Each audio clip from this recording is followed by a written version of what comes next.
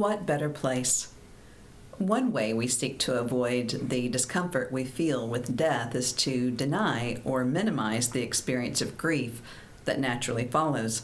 I cared for one woman in her late 80s for several months and came to know the family well. When she died, the family asked me to officiate at her funeral service and burial. I met with them beforehand to make plans. I heard more of their stories, laughter, and tears as they talked about the mama and grandmama they adored. They were a sweet family, had a deep faith, and an old Southern gentility about them. The large funeral chapel was packed with longtime friends of the family, fellow church members, and others who were there to support the patient's grown children and grandchildren.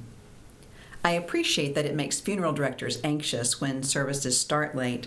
Therefore, I went to find the patient's daughter, a well-tailored and cultured woman in her early 60s, to confirm the family was getting seated so we could begin.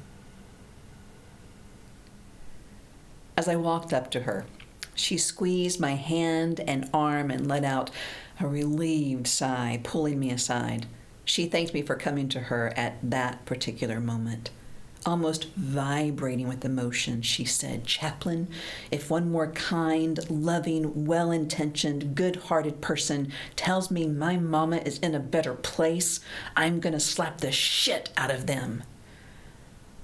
She breathed for a moment as her emotions caught in her throat, and her next words came out less as a threat and more as a childlike plea. Because what better place is there for my mama than right here beside me? Her eyes begged me to understand.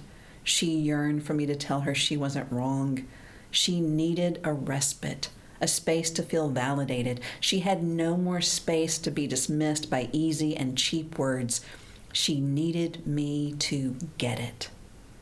I took her hands and said, "On behalf of all the kind, loving, well-intentioned, good-hearted, but misguided people who say stupid things, I am so sorry. And when you slap the shit out of them, tell them you have the chaplain's permission to do so." She burst out laughing and into tears at the same time. I held her as she sobbed a few moments and got some of the pent-up energy out on my shoulder. My dry cleaner expects mascara, salty tear stains, and snot on the shoulders of my suits and clergy robes, given my line of work, so it's no big deal. Finally, she took a slow, deep, calming breath, straightened her suit, deftly patted her makeup back into absolute perfection without a mirror, and thanked me with an appreciative smile. As she walked off to find her family and their seats, she looked back over her shoulder and said with a classy smile, "I still may actually do it. So just remember, you said it was okay." During the funeral, with her consent, I shared an abbreviated form of that story. Everyone laughed, accepting his or her own well-intended mistakes. I assured them that I understand our need to make it better and acknowledged that I've made similar mistakes. I am quite certain I likely will again many times in my life and career. We want to help, and yet sometimes what people need most is more presence and fewer words. I reminded them of the stories friends and family had shared about Mama, who was known for her exceedingly generous hospitality.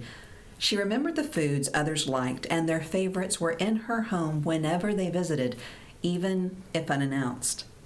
Her welcome to others was quiet and simple, and deeply appreciated because people felt seen and known and understood and cared for. I encouraged all of us in that huge chapel to dig deep and fill the big shoes Mama had left behind by seeking to practice a similar hospitality by saying less and being fully present with others more. It is okay to just sit with the pain that is in front of us and offer it a safe and welcoming space to be. We need do nothing beyond that. We can trust love to fill the spaces when we have no words. Usually, when words fail us, it's a decent sign we probably would be better off not speaking at all. All we must do is find whatever we need inside ourselves to be comfortable enough to do so. The understanding laughter of the chapel that afternoon seemed to repair the damage and alienation the daughter had felt. It brought a sense of calm and connection to the entire room. We all know this to be true. I'm telling you nothing that you don't already know. But sometimes we just need someone to remind us that we can just be and that we don't have to fix it. We don't need to. We don't have to. And we don't get to do anything else.